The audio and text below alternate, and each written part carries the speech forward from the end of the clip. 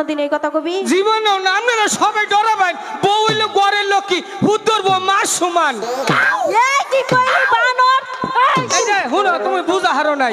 মানে পুলার বউ তো হইলো বউ, নিজের তো তুমি হইলো আমার স্ত্রী, আর পুলার বউ হইলো বৌমা, বৌমা তো মার সমান, হেডে কইছি।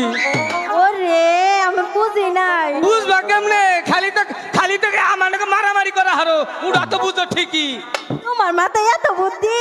বুদ্ধি দেখে তো গেলে বছর জমিন বেচে বিড়ি কিনে খাইছি। আল্লাহ, এত বড় সর্বনাশ করছো। কইও না, বিড়ি মনে করে খাবার না ভালো।